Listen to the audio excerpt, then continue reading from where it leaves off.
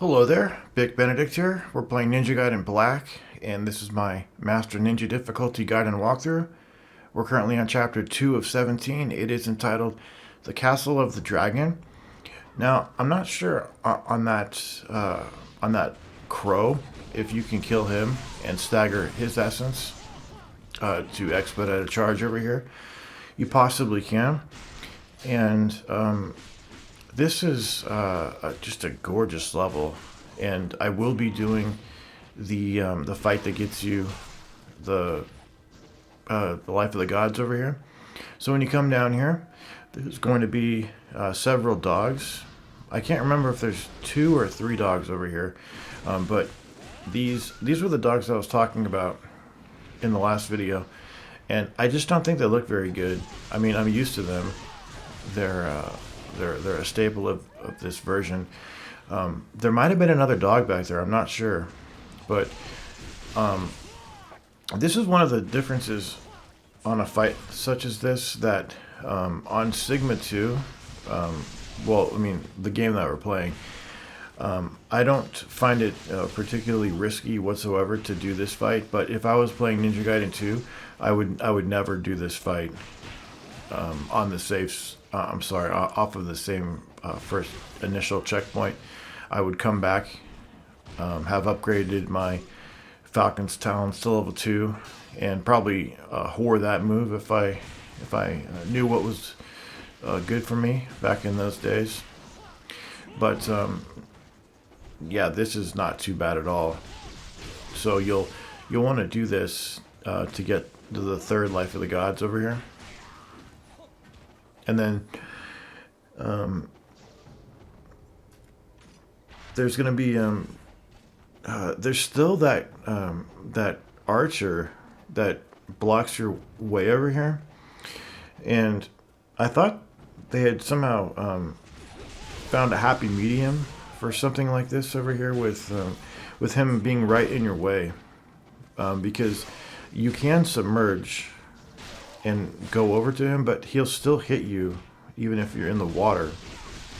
So I don't think it's too much of a hassle if you just want to use one Inferno on him, because it's just one of them. We can come back to that later. There's a corpse right there that has an herb.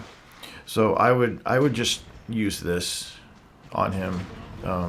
You can use the running shurikens to stun him, and just be careful though, because as you come up here, there's a couple more dogs, and you don't want to mess with these dogs. They're not enjoyable to fight, and they'll grab you at any given chance and pretty much kill you, which is really unfortunate. I mean, if they're still gonna have them in the game, at least let us Izuna drop them or something like that. I know it's ridiculous, but I mean, look at what we're playing in the first place. So just a couple guys over here, and then there's one guy. You can stagger him with shurikens, and then now the fight in this building has to be done before you progress, and of course we got bats, but you'll have to get this item, because I tried to do the fight after this one, the one that follows naturally in the video after this one. I tried to do it before this one, but you have to be really careful on a low ceiling room like this, because your Izuna Drop can be compromised with this one. This is not too bad of a room at all. Ninja Gaiden 2 is just hell on earth, but it's pretty manageable here, even with the low ceiling and the tight camera at times. So now that we do have the Falcon's Talons, we can start doing the Flying-Swallow into Izuna Drop, which is one of the more enjoyable moves in the game. So you'll want to equip that. Be careful though, because talk about not standing still. On these mages, you really have to be careful. And it looks like they've added some artwork around them when they're chanting, because I don't remember them having those summoning symbols around them in other versions. Maybe it's because I just never noticed this because I was always too terrified of them.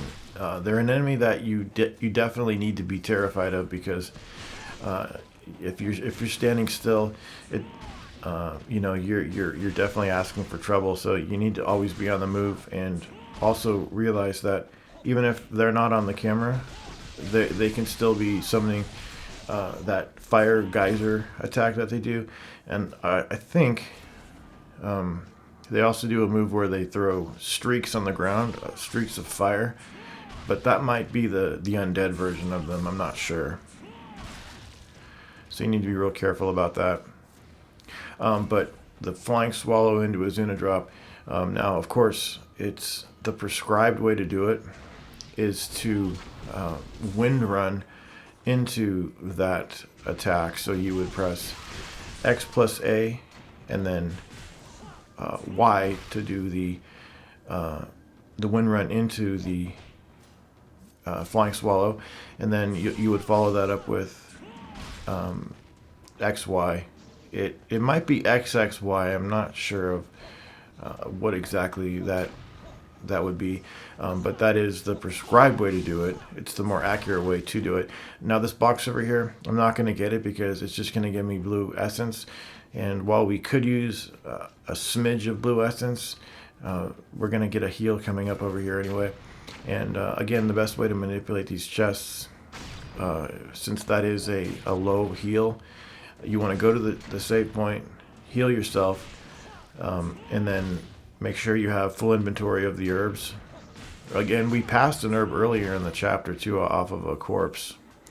And again, I don't think I said again, but it's not again that I'm saying this is for the first time. But after a battle is done, you have damage. You have critical damage off of you, and there's blue essence staggered in the environment.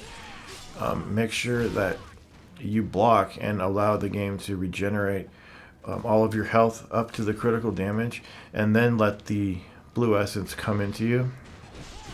I don't know if they've changed that in any capacity.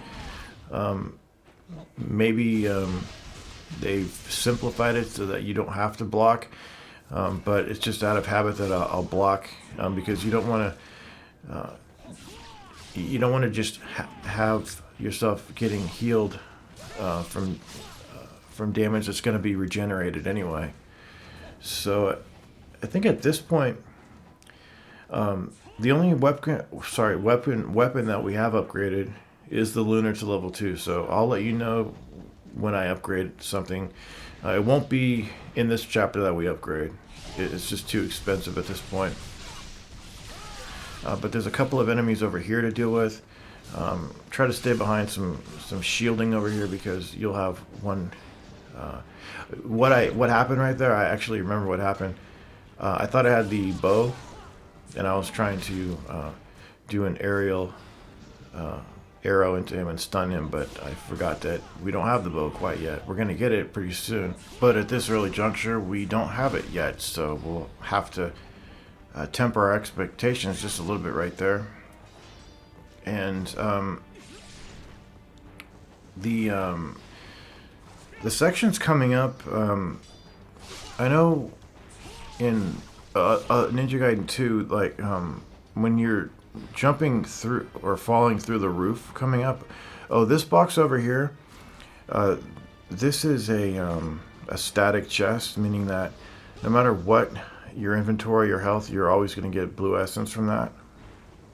So over here, I think I got the fish, so I can show you. Let them all fully stop. Charge your attack there, and then that will definitely give you more than your typical 1,000 yellow essence drop. Now I'm gonna fall back over here because I don't like going into the fight because I can't see very well around that corner, and this is a particularly challenging fight, and getting juggled there is one of the reasons why you have to be really careful of those mages. The mages are just absolutely terrifying, especially when you're the female characters, because they handle like garbage. So I'm going to sacrifice some of that essence right there. And the better UT would probably be this UT, but as you might know from using the 2 UTs of this weapon, the 360 UT doesn't require you to hit anything before it completes. And notice how that when that battle was finished, I kept my block up so that I wouldn't absorb that staggered blue essence, and let the game heal me as much as it would, and then absorb the essence. Now I don't know if this fight over here is in forever spawning fight, so I'm gonna come down here because again I'm not sure if I'm just gonna stay up there and fight those guys forever, because in other versions I remember that fight could be respawned somehow. I'm not sure. I think you could kill all the mages, and then if you came back, like if you went back and saved it for some reason, then you would spawn more mages. So as long as there was a hole to fall through over there, there were mages to fight. And now over here, you do shoot faster with the bow if you move while you're shooting it. And this is a strange thing that happened over here too. I'm not locked on anybody. I'm jumping and shooting the arrow, and later there's a dragon's mouth that you go through, and then there's a yellow orb next to him, and if you hit that yellow orb you get blue essence. I was hitting it down here when I was just jumping and shooting the arrow, so you might not have seen because I was already at full health.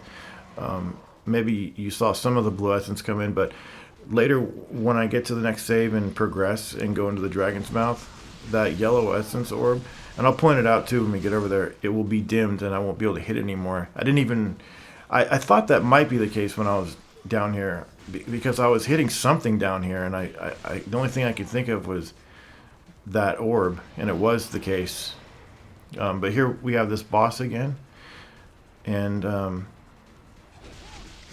I was just doing some standard XXY attacks, baiting his grab. It's a pretty easy grab to avoid. Maybe I shouldn't say easy because that could be a strong word for somebody, but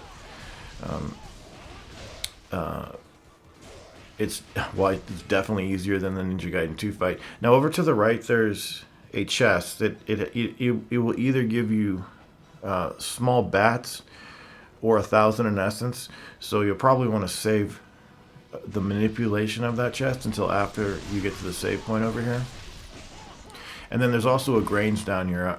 I'm not missing these items because I already have a full inventory of grains, so it's not going to let me pick it up anyway.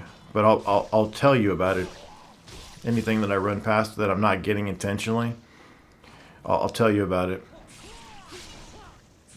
Okay, so I did go down there and got my 1,000 in essence. Now over here, I think I'm going to choose to go right. Now on these wall runs, try not to overthink those, because if you overthink them, you can fall a lot. And what I mean by that is when you just let it kind of do the run for you.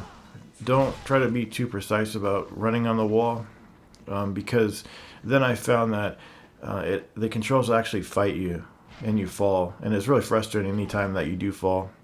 But that yellow orb is right over here actually. I'll even shoot at it once just to point it out. This orb right over here, I was hitting it down there, so that's kind of strange. It's one of those things that you never need anyway because there's a heal right here. Now I'm gonna jump out here and I'm gonna try to get as many charges off as I can over here to get as much money, because these mages are worth quite a bit of money. I can't turn the camera quite yet, but I was able to kill a couple mages over here, and that felt really good because I think each of those kills is nearly 1,000, so that's pretty damn good. And if you're not doing the wind path, that is the jumping on their head, you really need to do that because it's a very safe move, and it can it can save you in so many instances. And anytime that you want to get off a charge, what you want to do is wind run over to them. That will jump off their heads if you're close enough to them. Get your on landing charge, and that will almost always give you enough time to do a UT. And that, you know, that will maximize your money and allow you to do that. Now over here we have some standard archers. We have a chest over here. And how do you feel about them just using these items for you? I know it's nothing new. They you know, in Sigma 2 they use the item for you, but I would like a little more control. And anytime I have staggered essence like that for Nimpo, I usually like to at least use a Nimpo so I don't waste it and get off a Nimpo attack. Don't forget the save down here. Now for Genshin, you could actually Izuna drop him on Sigma 2, and you can Izuna drop him with the Dragon Sword if you want to, but it's not as easy or as consistent. So I like to Izuna drop him with the Lunar. And in this fight over here, I am going to be testing to see whether or not I can do a 360 Y charge off of him, and then do that Y tapping thing, and then Izuna drop him off of that. Because I think at this point I was not sure if I could do that, but you can. And I can guarantee that. Typically, you don't want to jump while you're near this guy because he has anti-air cut-down attacks on you. However, if you're far enough away from him, you're okay. And on Sigma 2, they give him the ability to use Nimpo. They give him the ability to use the Void. And it just depends if he's going to use it or not. You know. I don't know if he uses it at a certain time, but I've definitely, you know, I'm trying to see if that move is going to work, and I think on one of the next attacks it will connect. But you do have time enough to do charges on this guy if you want to. Now this is only going to work for the first 3 forms of him. When you get to Fiend Genshin, you're not going to be able to get this to work. However, see. It did actually connect, and then on that void, you know, just hold your ground and then void it at the last moment. Keep Izuna dropping him, and then that will be a cleared chapter for chapter 2. We went through it pretty swiftly, and I will see you on the 3rd chapter. And until then, please take care.